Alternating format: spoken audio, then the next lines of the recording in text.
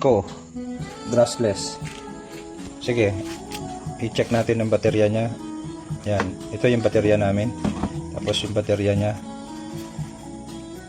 Yan. So kulang lang ng charge. Sige, subukan mo dyan yung sa baterya natin. Yan. Sige, wala. So yan ang problema. So baklasin mo ngayon.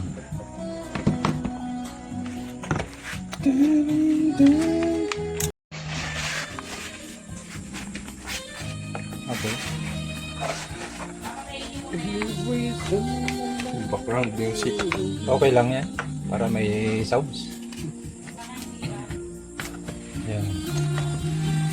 Kuha ka ng tester para sigurado. Testerin mo itong switch. Yun. Meron.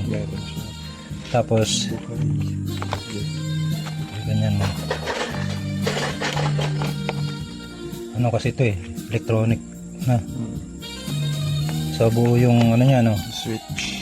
Tapos anuin mo yung wire niya na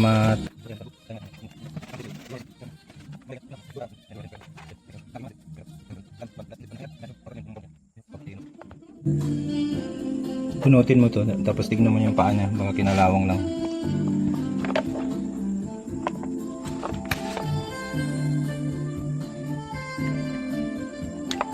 Yung kinalawang ba? No. Ayun, may itim-itim. Sige, anuin mo muna, lagyan mo ng W40.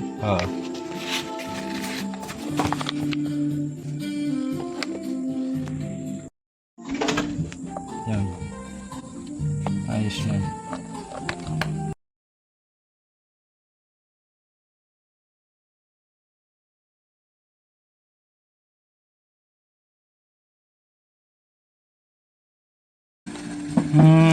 May tornilyo pala. May tornilyo nga.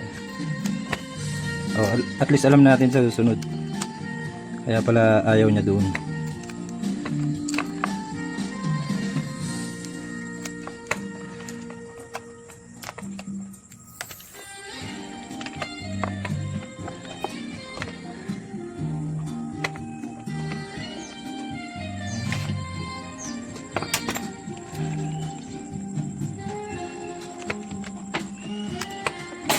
Pag ganyan, huwag mong ipatama dun sa board kasi may mga pyesa na yan eh. Kailangan sa labas lang, sa taas. Huwag mong i-ano sa baba. Yan.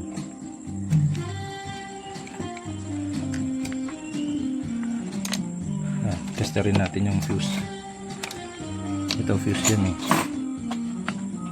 Meron naman. Pero parang linisin mo muna to, tapos ano mo, baka na anuhan lang nila ng tubig, no? Kaya dyan pumasok. Ayun, lagyan mo ng WD-40, tapos anuhan mo ng linisin mo, brasan mo. Yan. Okay, so punasan mo na.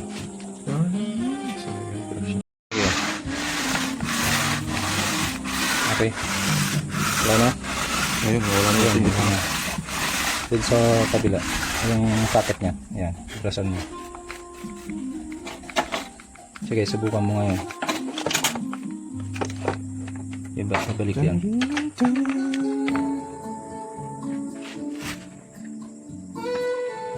Ayan. Tignan mo yung gatla. Ayan. Kita mo yung gatla naman. Okay. Tapos yan ba? Ito na lang. Yung battery niya. Oo. Makikita mo naman yung ano niya. Yan. Pag ganun. Yan. Tapos pindutin. Yun. Yun oh. Di ba? Yan lang. Kapit. Hindi na natin sana binaklas. Hindi bale. Okay na yan. Yan lang. Nag-loose dahil sa siguro nag-moist naanahan. So ngayon ibabalik mo yan, pero lagyan natin ng varnish na lang. Okay, so yun lang. Okay. So, yun lang ang problema. Yung dito. Oo. Susunod bago nyo baklasin to, ha? Pero curious lang kasi kami kaya binaklas namin. Kasi na bakit nangitim yun? Yun pala dahil sa moist. Okay. So hindi naman nangalawang, buti. Hindi nangalawang. Yung pagkahinang okay pa. Okay. Yan, okay. Ito, parang sunog. Tignan mo. Hindi. Hindi. Yung kulay itim na ganito yun. Sige, anuin mo, linisin mo para sigurado. Oh, yung nakadikit eh. Nakadikit. Teka, sandali lang. Yung camera na, yung ano natin, magnifying na camera natin, dalhin mo. Para sigurado. Kaya pinabuksan ko din para kahit papaano makita kong may sunog. Ako nang balang. Ayun. Sige. Yung sa kamay ko malapit. Ah, hindi sunog. Ano yan? Yung rubber. Yan, hindi siya sunog, rubber lang. Okay. So, at least napatunayan natin na ano, yun lang. Nag-corrosion ng konti yung socket dahil sa moisture. Sige. Balik mo na.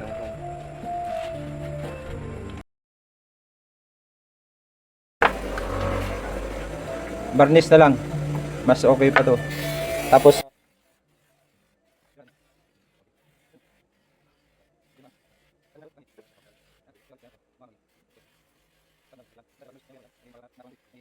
pati sa gilid, gilid. Ng board? Oo, gilid ng board.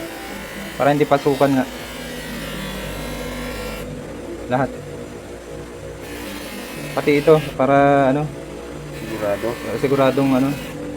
Pag naalikabukan kasi tapos moist, yan ang kalaban. Maganda tong plastic varnish na to. Pero pang electronics lang to. Oh, sa electronics yun. Okay. Pati dito na rin. Diyan ko. Oh, pero tingnan mo kung kailangan mong hinangan mo muna bago barnisan. Hinangan mo muna siguro, no? Pati yan. Yan. Lahat ng exposed na ano. Pag mo lagyan yung ano, socket. Hindi natin kakabit. Yung socket linagyan mo, wala nang connection. Okay?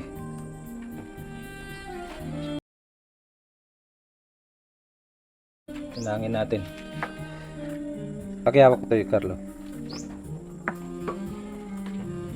Yan. Para hinangan ko na. Baka maglobat na itong ano.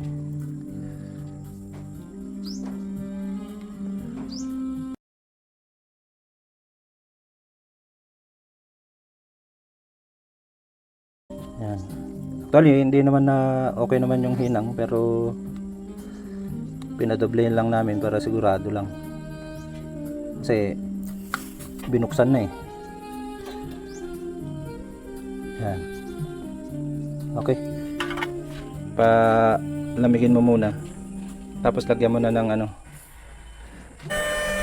Yun, kumintap-kintap na. So kahit na ang mangyayari yan, hindi na ano po yan. Kahit malagyan ng mawasikan ng tubig, hindi na basta-bastang mag-short circuit yan. Yan, pati doon. Okay. So, patuloy muna natin. Stop ko muna to. Sige bro. Yan, lagay mo na. Tuyo na ano. Yan, buti hindi. Tandaan yan ha. Teka, sandali lang. Pakita ko lang yung ano. Yan. May lamat yan. May lamat yan. So, ibig sabihin nun, dun nyo tatanggalin yung rubber na itim. Tapos, may tornilyo yan pala. Yan. Eh, di namin alam eh. First time ba.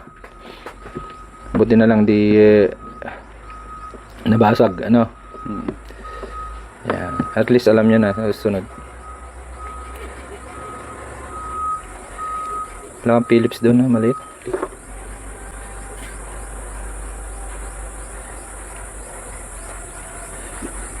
Yun. Hindi naman nabasag yung plastic niya. Maganda rin yung plastic niya, no?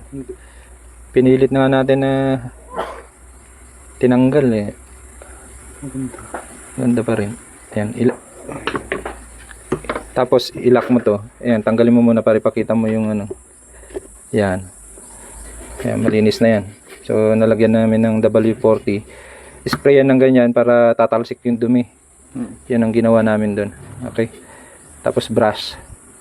Sige. May, para hindi nyo mapagbaliktad yan, check nyo mabuti. Para siguradong hindi mapagbaliktad. Kasi pag pinilit nyo na ilalagay, pwedeng mabungi-bungi yung kanyang maliit na yan, socket. So, yan, lagyan din ng beta gray para siguradong hindi pasukan. Pati dyan sa ano niya dito. Lagyan mo Paikot yan. paikot. Pati itong ano, kasi dyan nagkaloko eh. Hindi, yung dun lang. Dun. Hindi pa pala ang ganyan dun. Hindi naabot.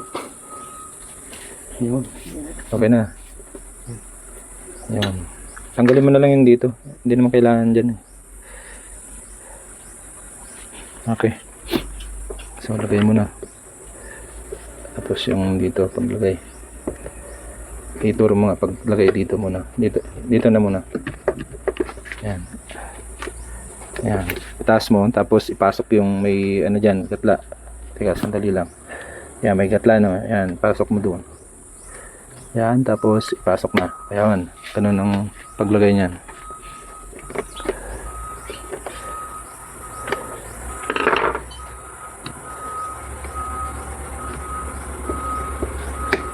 Yun. Ayos ba? Yan. Okay. Siya. Yan. Iyan mo yung yan. Tabi mo.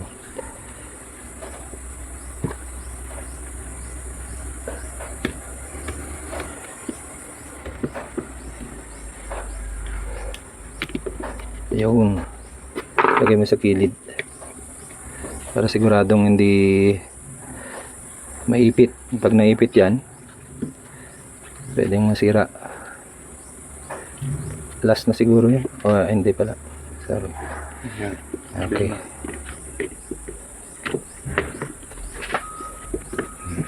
Tornilyo na. Siguraduhin na nakalapat yan bago lagyan ng tornilyo.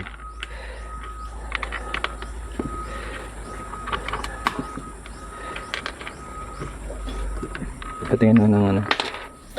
Star screw. Star screw. Ang labo ng mata. Ayun. Star screw.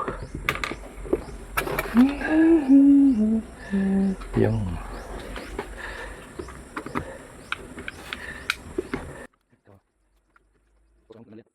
okay.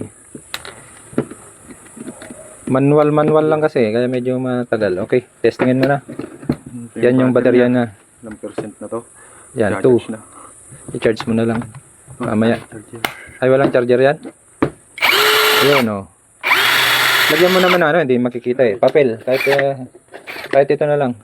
Para kita lang sa video. Ayan, oh. Oh, di ba? Ayos. Yun lang. Okay. Thank you. Thank you, Carlo. Wala tayong charger.